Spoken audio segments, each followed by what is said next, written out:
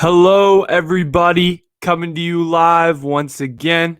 Episode 6 today of the Changavi show.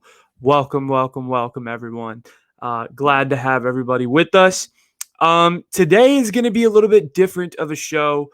If I'm going to be honest, it's not going to be the typical kind of light, jovial tone that we're going for. I mean, not light, jovial, but, we talk about serious stuff, but today's going to be a little different because I really wanted to focus on an issue that I feel like has captured my attention. I don't know about you guys, but it's definitely captured my attention over the last week in Afghanistan and the crazy things that are going on there with the Taliban takeover and all of that stuff that's happening, unfortunately, due to the American pullout. So I really wanted to do a whole show kind of based around that, and I think that's what today is going to be. So I guess I'm not doing a personal check-in today. So no real pop culture topics, no sports topics, no music topics, because I felt like the big story of the week for me was this Afghanistan story, and I spent hours reading articles, watching videos, trying to really understand the full context of it, going back and reading other Wikipedia pages from the first invasion of Afghanistan back in 2001. And I really wanted to understand this issue because it's an issue that's very, very complicated. And it's an issue that I feel like not a lot of us understand. And I wanted to come at it with kind of a fresh perspective because I feel like people are coming at this with the classic prisoner of the moment type attitude. And I feel like I kind of want to give you guys a more of a big picture view at not only Afghanistan, but just maybe the Middle East in general. And is Afghanistan the Middle East? Afghanistan's more South Asia, but that region in general, because I've been doing a lot of research and I just want to talk about what's on my mind in regards to this. It might be a little raw. It might be a little, not scientifically accurate at times, and maybe I'll get my dates mixed up, but whatever. I thought that this would be a really good idea to do. So I'm going to start out with the first topic that I have for the day, which is social media activism. This is kind of relating to us. Like, how do we make sure that these issues, like that, what happened in Afghanistan and what happened and what happens everywhere, kind of get noticed? And I think there's goods and bads about social media activism. I think if you look at social media activism in terms of like Instagram activism, which more specifically, more recently, actually, as of 2020 with the whole George Floyd thing, is where I think Instagram activism really started to take kind of a, light of its own, particularly with technology these days. Seems like everybody can make infographics. Everybody can make a post about a statistic that stands out to them and make it look all pretty, and suddenly it has 400,000 shares and everybody's looking at it, right? So I feel like that's Instagram activism at its finest. And I feel like people think it's bad. I think it is. I think it has bad points to it. But I think there's also good points. And I wanted to kind of highlight how social media activism started, because this was something I was thinking about with this whole thing with Afghanistan. Yeah, there were a lot of infographics being shared on my feed about, the various, like, basically updating, trying to kind of consolidate this 200 plus year conflict into a mere 5 slides. I thought that this would, I was thinking about where social media activism came from. And I was doing a lot of research, and I happened upon the Egyptian Revolution back in 2011. So for those of you that don't know, the Egyptian Revolution happened way back 10 years ago now, 2011, January and February of 2011. And essentially what it was a bunch of young people gathering in the street in various Egyptian cities to protest their president, quote unquote president, but he was more of a authoritarian figure. He'd been in power for about 30 plus years at that point, and he basically abused his power to the point where he'd taken over. He basically had presidential privileges for 30 years at that point, and he'd rigged elections and done many other things, amongst also sending out his police. He had a secret police, and there was a lot of police brutality going on. There was a lot of issues. There's a lot, and you could discuss, the context of the Egyptian Revolution at length. I could do a whole show on that. But essentially, the Egyptian Revolution happens, and what is the catalyst for the Egyptian Revolution is social media. Because if you think about it, 2011 really isn't all that long ago, but it was kind of the beginning of this social media era that we live in now. you look at Facebook, you look at Twitter, you look at Instagram. I mean, all of these things were just forming. They were little babies when this revolution took place. But I mean, how this revolution really spread in message was due to a couple things. I think the first thing was due to a lot of young people using Facebook as a means to starting a conversation, about Mubarak, who was the president of Egypt, and how, what he was doing was not right, and putting themselves in the front lines, organizing protests, using social media as more of a forum of discussion and to bring people together to kind of start this movement of social progress and get the revolution started. So social media activism actually started as a means to overthrow authoritarian leaders, which is kind of crazy. And eventually it ended up working for the Egyptian people. It was a lot of young people, and I'm going to get to that later. I think this is very important, and I'm going to emphasize this throughout this episode of Afghanistan. It's the young people. The young people are the answer. Yeah, and I mean that. I mean, I know I love to crap on our generation and say we use social media too much, and we get depressed over little things, but it's the young people. Every single world conflict, the end to the conflict, or maybe a pause in the world conflict, is due to young presence. I'm a firm believer that young blood is one of the cures, in a sense, to old problems, because they approach things with a different perspective, a fresh perspective, and they're able to use that to they're able to use that to eventually become, or eventually, put their ideas in place. And I feel like it happens every generation. Every generation is fighting the problems of the past generation. And it's no different in this case. 10 years ago, these millennials, they were millennials in Egypt, were fighting this tyrannical ruling of Mubarak. And eventually, after 14 days of nonviolent protests, for the most part, of coming together, of putting religion aside, which is the key point. They put religion aside in Egypt, which is a majority Muslim country. And they said, no, this isn't about religion. We're not going to make this about religious division. We're going to make this revolution about social progress and moving the needle forward when it comes to social issues, when it comes to the way women are treated, et cetera, et cetera. And who was at the front line of this? It was young men and young women who fought for the rights, or who fought in the streets non-violently and protested against the government. And eventually they got what they wanted, which is pretty crazy that this happened a mere 10 years ago.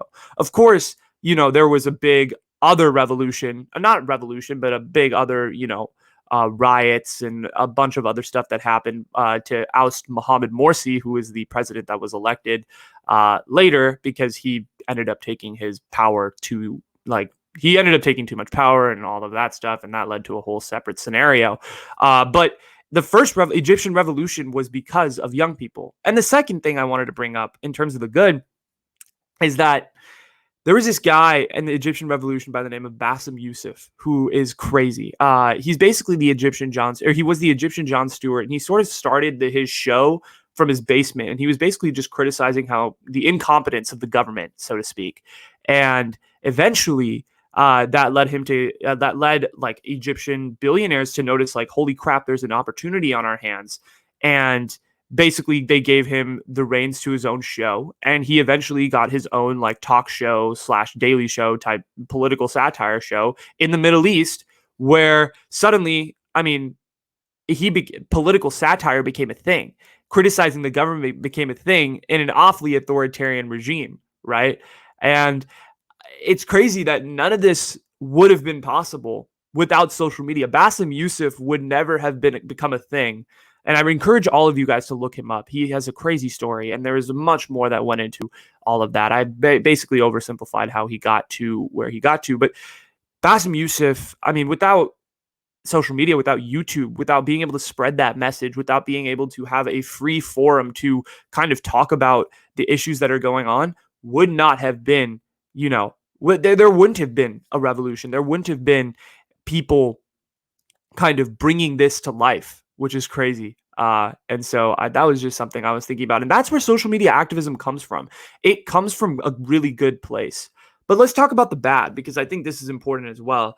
And I think the bad of social media activism is this whole idea that we see now of like infographics getting shoved down your throat to the point where every single little issue is becoming a big issue that you can turn into because you can just use Canva, use the Paint, Microsoft Paint, and build an infographic and make it look nice. That's the fact. You can make any false statement and put it in an infographic and make it look pretty, and suddenly people will believe it, right? Like that's not right. We should not be in that situation where you can make any claim and make it look nice, and all of a sudden on Instagram, you post it on Instagram, it gets a few thousand shares, and suddenly people are talking about it.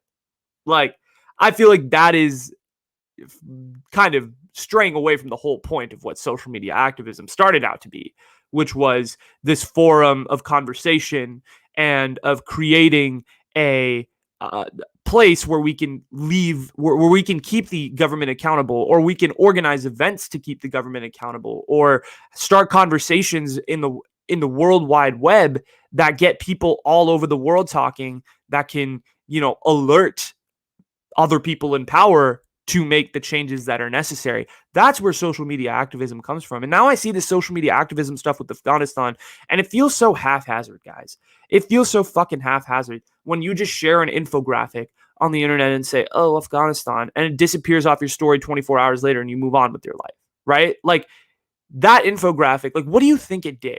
What do you think in the grand scheme of things you sharing that infographic did? I share infographics sometimes. I'll give it to you, right? But that infographic, it probably isn't doing much. Most people aren't even clicking on it, and the few that do just scroll past. It's not a big deal. In the grand scheme of things, we need social media activism now has become so oversaturated to the point where you sharing an infographic does nothing for anybody. And that's just the truth. That's the truth of the matter, is that it does nothing for anyone. And in that case of just sharing posts, it's an empty action is how I'd consider it, because there's no real like thought behind it. It's just, oh, share, click, like. Okay, I'm doing this for my own image rather than the actual cause. So that's why I encourage people to actually genuinely read and go on the internet and read articles and, read about the historical context of things, watch documentaries, do all of these things, because that is what's going to educate you about issues, not these fucking infographics that you see emptily shared on Instagram. That doesn't mean shit. Woke Instagram is bullshit. Like, I'm here to say it. Woke Instagram is stupid. And if you believe that social media activism is good, I'm curious to hear why, because in my opinion, I think it's dumb. And I think it's really freaking stupid that people think that by sharing a post, they're somehow helping someone in Afghanistan. Like, really? Are you? Like, I encourage people to think about that for a second. But that's what I'll say about the bad when it comes to social media activism. I think social media activism started in a good place, but now we're in a bad place. And maybe there's a medium ground, maybe there isn't. Maybe we'll just kind of trend further and further into Canva infographics, or, we'll see what happens. We will see what happens with that. But kind of going from the big picture, I kind of wanted to focus in on the smaller picture for a second, because I feel like there's a lot of people out there who are emptily sharing these infographics who can't really relate the infographics to their local communities, to how this affects their lives, to how this affects their peers' lives, their families even, right? And I thought I would shed some light for my fellow Bay Area people on how this could potentially affect the Bay Area community. So for those of you that don't know, there's this little community in Fremont, California, which is probably about 25-30 minutes from where I live in the South Bay, but it's in the East Bay, and there's actually, fun fact, a huge population of Afghan Americans living in the East Bay. And I'm talking all over the East Bay, but they're mostly concentrated in the Fremont and Newark area. And there's actually a community in Fremont, California called Little Kabul in one of the neighborhoods in Fremont. And, obviously, like, I make fun of Fremont. I always know it. I've heard it. You hear Fremont, you think India, you think Asia, right? Like little Asia, little India. But there's actually a really big Afghan population in Fremont. And what's crazy to think is that the Bay Area, I looked this up on Wikipedia, has is number one in the whole entire country for the amount of Afghan Americans that live throughout the Bay Area. So this is probably affecting someone that you know, or someone that you indirectly know, or a business that you go to, right? Whether we like it or not. This Little Kabul is a neighborhood that was formed basically in the 1990s. And I kind of first heard about it through this book called The Kite Runner by Khalid Hosseini. Read the book. It's fantastic. Would highly recommend. I'm going to talk about it a little later. And basically, it was a neighborhood that was, it's a neighborhood that basically was created, not created, but I mean, de facto created by a lot of Afghans basically fleeing the Taliban in the first invasion when they took over back in 1996. A lot of refugees came to the Bay Area, and a lot of them settled in Fremont. And basically, they created their own neighborhood called Little Kabul. There was a couple articles back in the day, back in the early 2000s, of talking about Little Kabul and how, it was affected by 9/11 and the various racism that, it endured because of that. But overall, like, Little Kabul is a neighborhood that I'm sure, I'm sure there's a few people here who've heard of it. And I'm sure there's, a few people that know people who are, within that neighborhood. That's a fact. And I just thought I would bring up Little Kabul. I've been there a couple of times. I've never really, explored the area. I would love to one day. But there are people in that neighborhood. They did a story on KTVU the other day, and they interviewed people in that neighborhood, and they were basically talking about how they have relatives who are who are scared for their lives. Business owners of like really good Afghan restaurants that I'm sure people go to, that I'm sure people are regulars at in Fremont. Like, these are legit issues that are affecting people that live in this community, that live in our community and our local communities. Little Kabul is not very far from where we are. And people have relatives out there who are constantly being affected by this, or who are being affected by this, who can't get out of the country because it's just such an improbable situation. So I thought I would bring up the community of Little Kabul because, first of all, I think it's a community that doesn't get a lot of love. And I didn't honestly hear about until a couple of years ago, until I was, doing research, or not even doing research, until I was just browsing the internet one day and I found out that there was this neighborhood called Little Kabul in Fremont, right? Like, I don't think a lot of people have heard of it. And second of all, I just kind of wanted to, like, shed some light. Like, why should you care? Probably because you know someone, or you know someone who knows someone that is affected by this.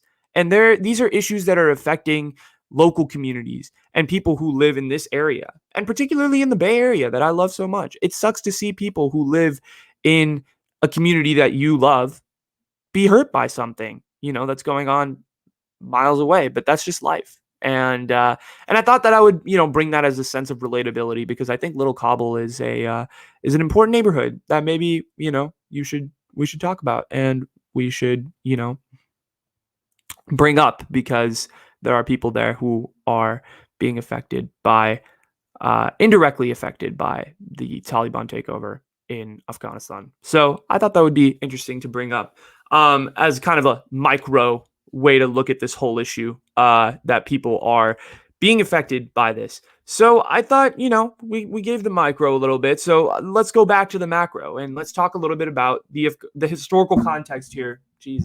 Historical context here in Afghanistan.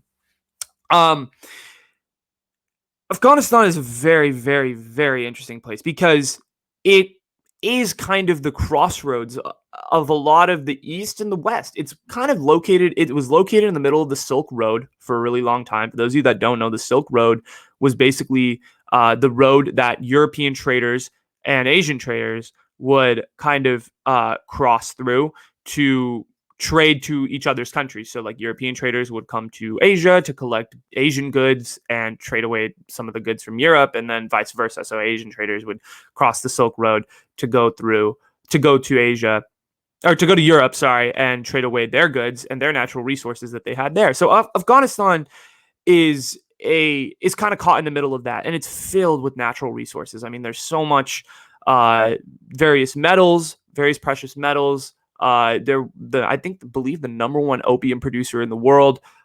just a lot of things. They are, they have a lot. It's kind that whole region of South Asia has been so highly like coveted throughout history because of the fact that it's filled with just constant what's it called?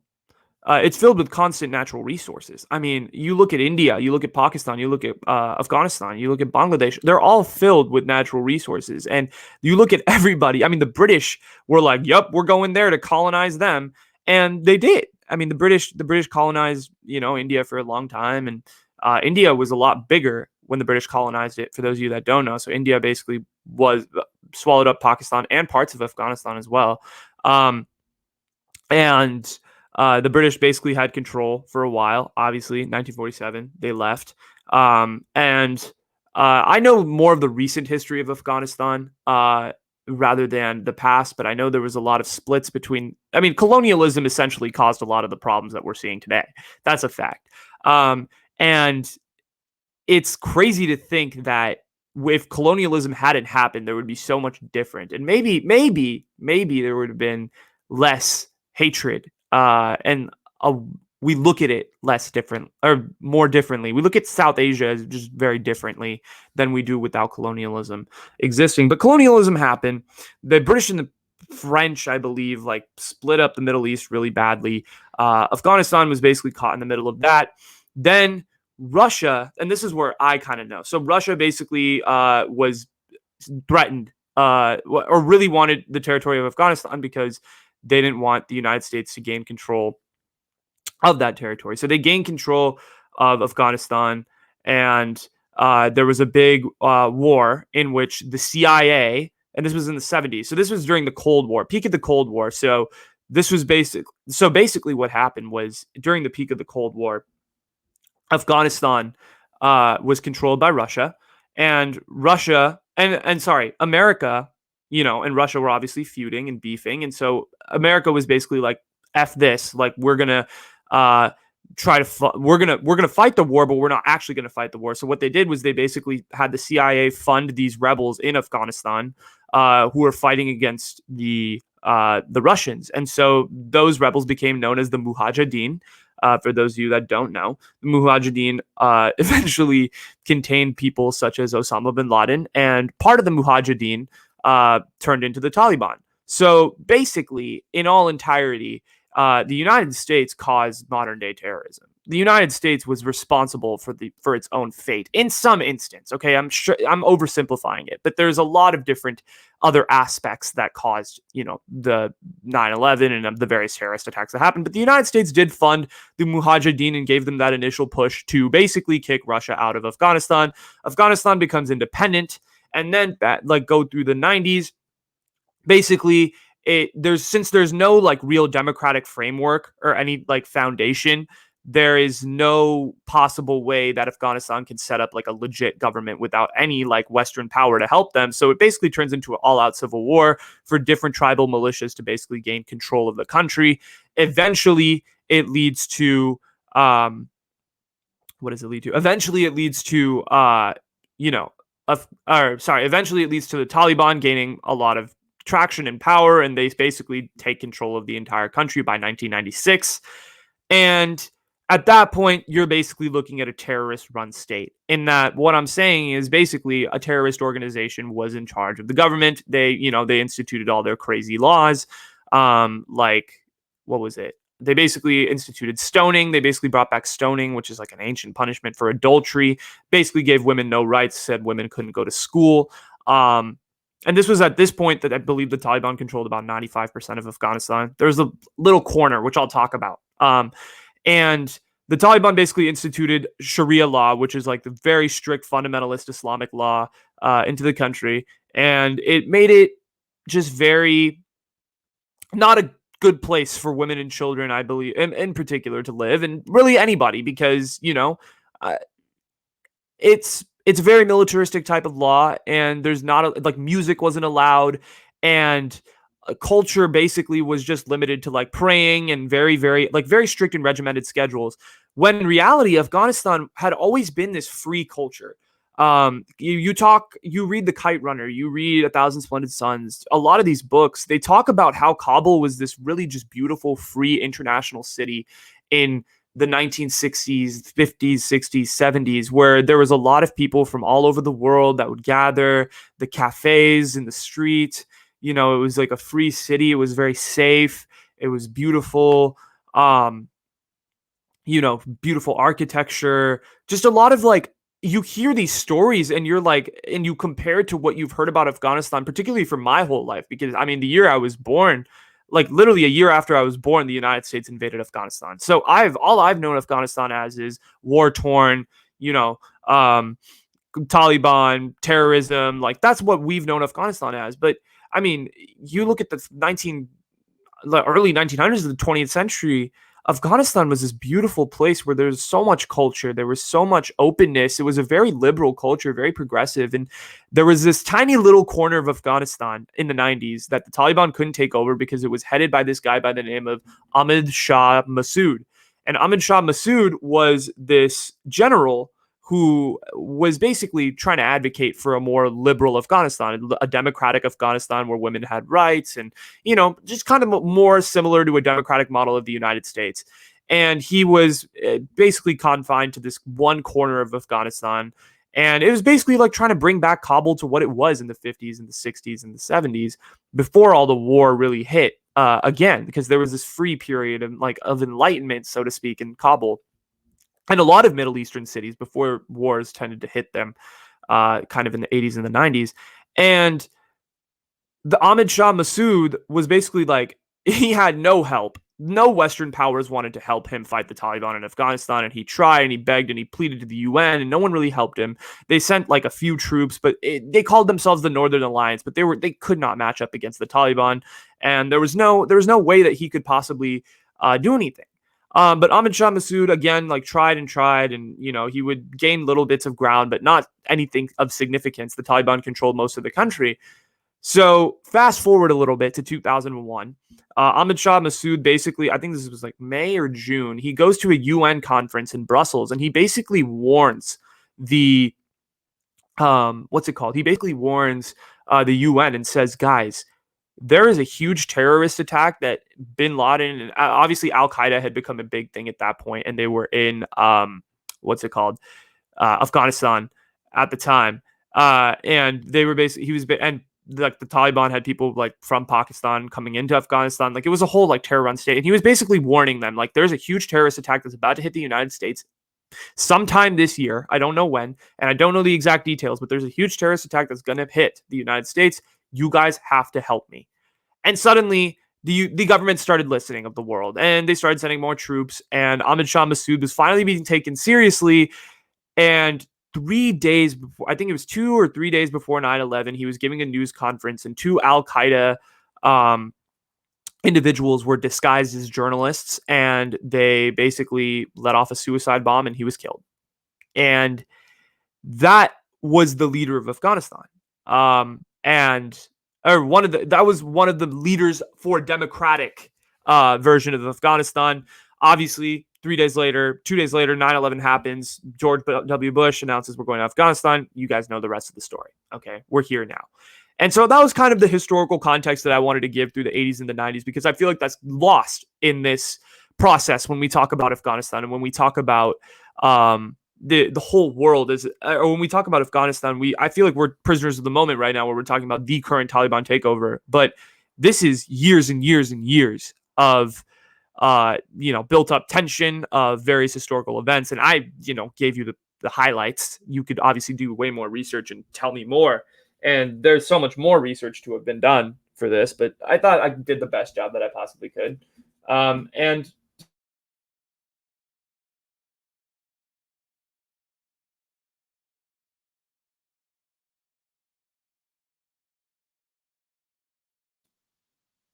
okay, it's semi-working.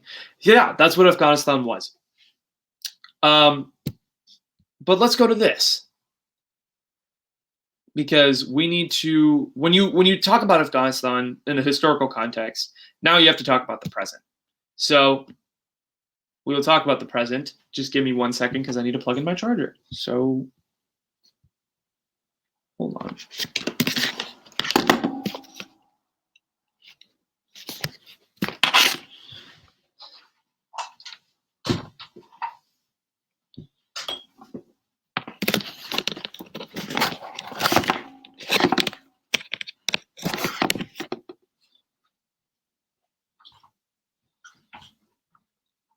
Do.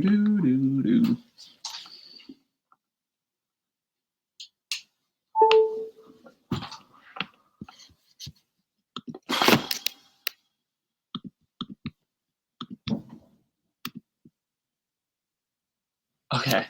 Yeah, sorry, the quality is going to be a little worse, but anyway. So we were talking about, so obviously the historical context of Afghanistan, we talked a little bit about that. And then you have to kind of bring up the president and what's going on now. So Joe Biden gave an address a couple of days ago about the situation that's going on in Afghanistan. And he basically said, we gave the we went into Afghanistan not with the goal to build a nation or any nation building, so to speak, but to find the people that killed or to find the people that basically did 9/11 or quote unquote tried to invade the United States is kind of the word and the verbiage that he used. Then that led to him saying basically they gave the Afghan soldiers enough, like he gave the Afghan soldiers and the United States government gave the Afghan soldiers enough resources to be able to beat the Taliban. And he gave some numbers which were actually proven to be incorrect, to which then he said it wasn't it wasn't due to the lack of resources that the Afghanis lost this war. It was due to the fact that it wasn't due to the lack of resources that the Afghani lost that the Afghani forces lost this war, but it was due to the fact that they had no gumption and they had no will to fight. And I have a huge problem with this. First of all, Afghanistan is a very, very difficult country to fight in. Okay, that's what I've realized over the last few days. It's filled with mountain ranges. It's in a desert. It's extremely difficult terrain. You have to be very, very, very, very well knowing of the terrain and skilled to be able to fight. A lot of Afghani forces are not that skilled to know all of these things, to know about terrain, to know about this, to know about that. There's a couple of forces, and I watched this Vice News clip. There's only a couple of Afghan forces that were like really specially trained by the CIA who are like capable of fighting against the Taliban. But that's about 1,300 men versus a Taliban force of about 80,000 people who know exactly how to fight. They've lived in the freaking mountains their whole lives. They've lived on this dangerous terrain. They know how to fight this war, and they know how to gain control. And so if you're going up with an army of about 1,300 to 1,500 guys versus 80,000 people who know exactly what's up, who know how to hide in the mountains, who know how to surprise attack, yeah, you're fucked. There's no other way to put it. You're done. You're done for. And Joe Biden, when he says that, it was, they didn't have the will to fight, that's such a fucking that's a lie, first of all. And that's really offensive to the Afghan soldiers who are risking their lives every day to potentially fight for hopefully gain some control of Afghanistan, which unfortunately, yes, you saw how quickly Afghanistan fell. The forces were not equipped to fight the Taliban. So Joe Biden's claim that he gave them the resources and they just didn't have the will to fight is bullshit. And the reason why these Afghan soldiers gave up these cities was because they're like, we're going to die anyway. We're not well equipped. They were clearly not well equipped enough to be able to defend cities like Kandahar, to defend cities like Kabul, Mazar-e-Sharif. They were done. They couldn't do it. And when Kabul fell a couple days ago, it was over. And, unfortunately, here we are. And the Taliban have control of Afghanistan once again. And that is a scary, scary thought to think of because, dude, when it's a terrorist-run state, foreign policy is going to be fucking nuts. You're dealing with literal terrorists who are the leaders of your country. And all of a sudden, Joe Biden is like, oh yeah, we're just going to pull out, not realizing that the long-term effects that this could possibly have you suddenly have a state where it's like, oh yeah, we welcome terrorism, and terrorists are welcome to basically breed in Afghanistan, create camps, form whatever attack plans that they have, and wreak havoc amongst this nation. And not even amongst the United States, but amongst the world. And that is a scary, scary thought. And Joe Biden, I feel like, okay, listen, Joe Biden pulled out, that's fine. But maybe there needed to be a better plan. Maybe Joe Biden should have seen that the Afghan forces could not possibly defend against the Taliban. Maybe he needed to be like, okay, let's pull out in stages. Let's make sure that there is a actual government that's in place rather than a president who literally had to flee the country with whatever he had on his back. Like, that's literally what it is. He had to flee Afghanistan with the clothes on his back. He took no money, no nothing. He literally jumped on a helicopter and prayed that he'd survive the flight to the United Arab Emirates. That is what happened. And this is all because Joe Biden decided to just go extreme, pull out all the troops, and let the Taliban take over. Now he's caused foreign policy nightmares for years to come. Probably. And I don't mean to sound negative, but that's just the fact. This is a very negative situation. I mean, Joe Biden, I'm sure, knows way more information than we do as Americans, and particularly as me, just kids sitting on the couch in the Bay Area living at his parents' house, right? What do I know? But what is Joe? Joe knows way more. He has presidential briefs. I'm sure he's briefed on this. I'm sure he has the information to make a good decision on what to do. But man, was this a foreign policy fail. I mean, this was absolutely a failure. And I mean, the poor people of Afghanistan have to deal with the Taliban coming back into power, even though they're claiming that they're going to be much more progressive this time. I mean, how much stake can you really put into that? How much stake can you really put into the fact that the Taliban are suddenly going to become champions of progressive nature? No, that's not going to happen, guys. As much as I'd love to think that the Taliban are all there to just love the soldiers of Kabul and everyone's going to jump up in joy, that's not going to happen. That's not going to happen. And Joe Biden is definitely one of the reasons to blame for that. And I'm sure we're going to look back at this moment in 20 years and be like, wow, Joe, what the frick did you just do? Because you've caused hell and you've caused a terrorism breeding ground for years to come. So I had all of that, right? Joe Biden kind of gave this speech where I thought was just disgraceful, to be honest. And I was just disgusted with the way the government handled the whole situation and how they just blamed the Afghani army and all of these things. But I figured my thesis on the future of Afghanistan and just the future of things. I think I've given you guys a really good background to Afghanistan, and I've given you guys a really good background to the way that I feel about this country. My thesis on the future of Afghanistan is that the only way for this to work, and I'm going to bring this up. So I brought up the guy by the name of Ahmad Shah Massoud earlier, right, who was a general who was killed 2 days before 9/11, who was basically a champion for democratic rights in Afghanistan and is just like very widely respected amongst the Afghani people. He has a son. His son's name is Ahmad Massoud. He was obviously there when his father died. He was educated in England. He came back to Afghanistan, unlike a lot of the other politicians who just dipped. He came back because he saw that this country needed his help. And Afghanis are calling him like predestined to follow in his father's footsteps and to be able to possibly take that next step to having that democratic country of Afghanistan, etc., etc. I don't know too much about Ahmad Massoud, I'm going to be honest. But apparently everyone is saying that this guy is the next big leader. And he is going to have to, he basically has the pressure of a nation on his shoulders to get rid of this militaristic Taliban force that is completely armed and that continues to gain power by the day. I mean, that's a challenge and a half. I mean, shit. Like, I don't know how he's going to do it. I don't know if he's the guy. I don't know if he wants to do it. I mean, we'll have to see how this whole thing plays out, but I think they need a leader. You need a leader who is willing to rise up to the challenge, who's willing to rise up to the Taliban, and who has resources and money to be able to be like, and Western powers backing him, maybe not the United States of America, because Joe Biden has made an utter complete fool and mockery of himself with this whole situation. But maybe he'll have other Western powers to back him up. Maybe he'll have other people. We'll see what happens. This is going to be like a whole situation. But I think it doesn't rest completely in Ahmed Massoud's hands. I think it also comes down to the youth of Afghanistan. It comes down to the kids. This is the problem with the kids of Afghanistan. And there's not like an actual problem.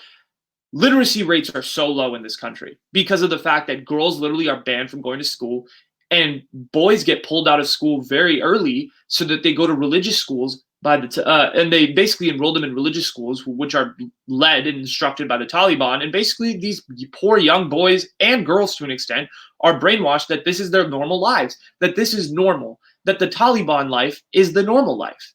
And so you have a whole generation of Taliban fighters that literally weren't born before the war began, but now they are. Now they're here, and they believe the Taliban is the only way, that Islamic militarism is the only way to reaching, it's normal. Islamic militarism is the normal culture, is what they were taught for so long. That is not the case, guys. I mean, the literacy rates are low because the Taliban want to educate the country of Afghanistan to believing that what they're doing is right. Basically propaganda, brainwashing. So unfortunately, as much as I like to preach, this is about the youth, a lot of the youth is not educated in this country and is not properly educated. Even if the youth that are educated to believe that militarism is the way to go, which is a scary thought. And so my thesis of it comes down to the youth, and it's going to come down to Ahmed Massoud and somehow getting some Western help to rescue this situation, and it's going to turn into a civil war. We all know that's where it's headed.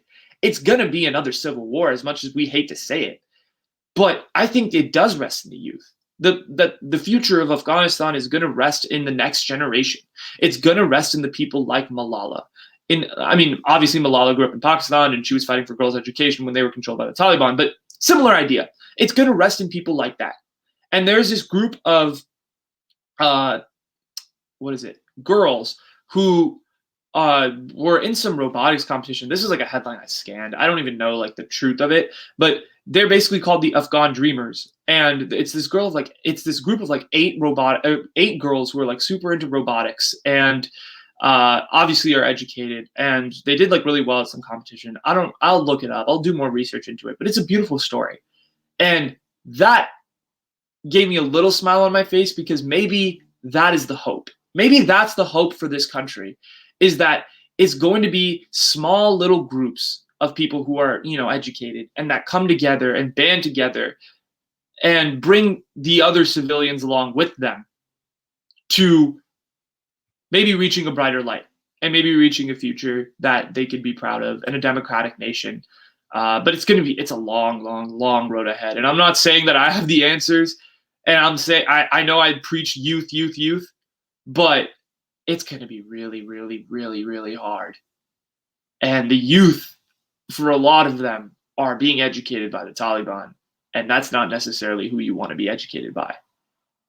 So unfortunately, this just seems like it's going to be a problem for years to come. And we're going to have to just kind of see how this thing turns out. But it's going to be a very interesting story to follow. And yeah. So that's my thesis on the future of Afghanistan. But I want to talk about one more thing, and then I'll let you guys go. I know I went over time, but I'm not going to do push-ups because I feel like these were just important topics to talk about. Changing the narrative. What can we learn? What can we learn from this whole fiasco that happened? And what can we do as Americans living in a first world country who probably have no relation to this country whatsoever? What can we do? And the answer is very, very simple. And I think of it in a very different way. I think of it as we have built a narrative as Americans that the Middle East and brown people in the Middle East and South Asia are all terrorists And, it's war-torn countries. It's countries that just fight about everything all the time. And it's dangerous and this, that, and the other. We need to go back and read about what Kabul was like, what Damascus was like, what Islamabad, what Kabul was like, Damascus, what all of these beautiful South Asian cities were like, not only like in South Asian and Middle Eastern cities, what not only like way back, like in history, but even in the 50s and the 60s. I mean, Beirut was known and the Beirut's in Lebanon was known in like the 60s as being one of the most like beautiful cities in all the world.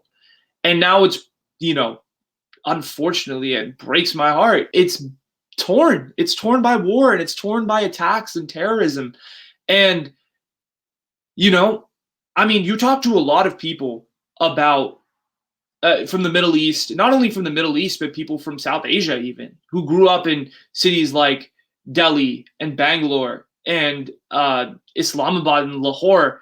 And they'll say, when we grew up, that city, the cities we grew up in were the most, like, we thought of the most beautiful things, beautiful mosques, temples, just clean streets, like, not a lot of pollution in the air, just beautiful. I mean, Bangalore was known as the Garden City. And the reason I'm bringing up Bangalore is because that's where my parents are from. So I have the most experience with that. And they talk about just the infinite amount of parks and greenery and how the streets were super clean and all of that. And now, like, Bangalore is just looked at as a concrete jungle. I mean, you can't get from 1 mile to the next without 4 hours of traffic. Like, that's what it is. But that's what we have to do for the Middle East, is we have to change that narrative and realize that the Middle East has not always been a war-torn country. It's not a war-torn space. It's not always been this crazy fucking,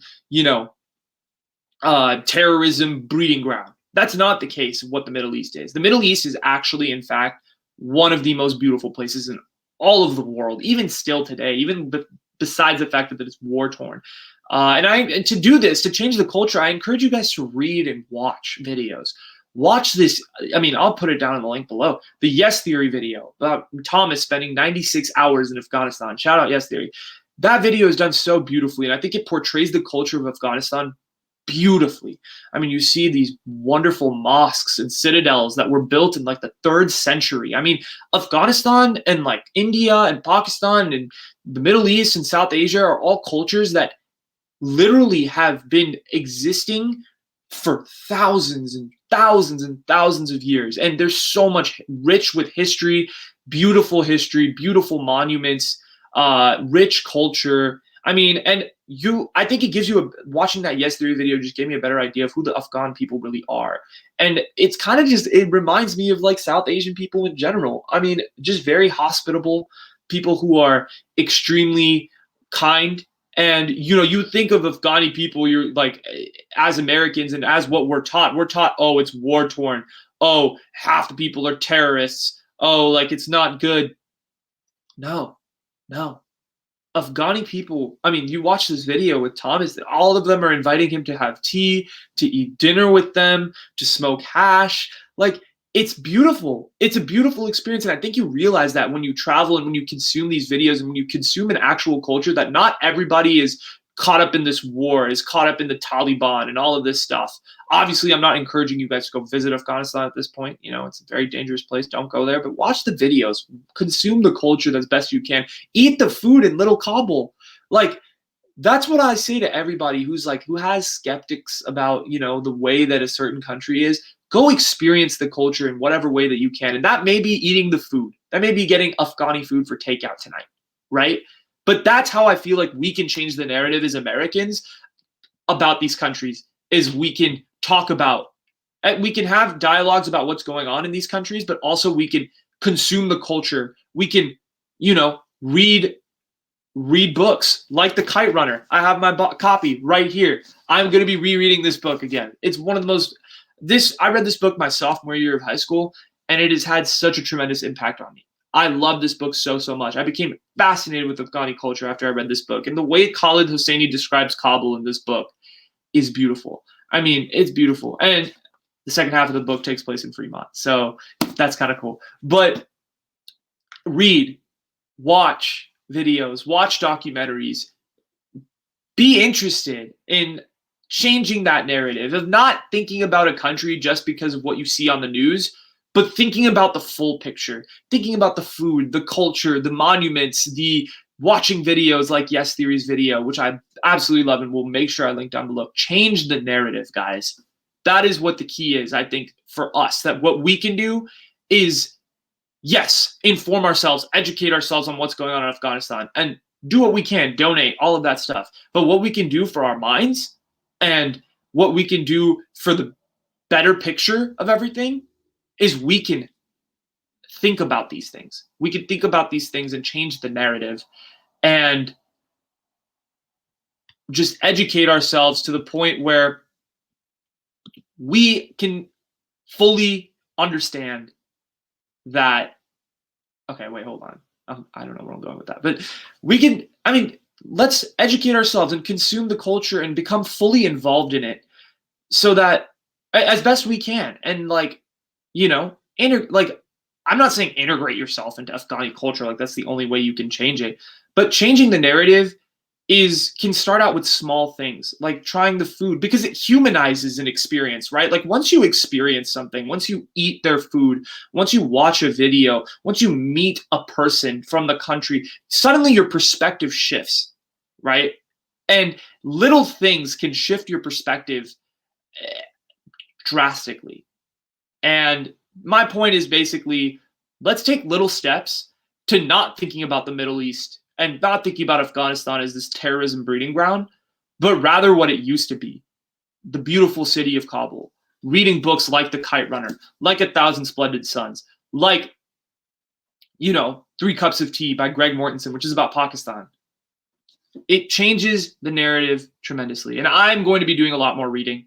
I'm going to be asking a lot more questions, doing a lot of research on the internet, talking to more people, opening up my mind, because that's something I want to do.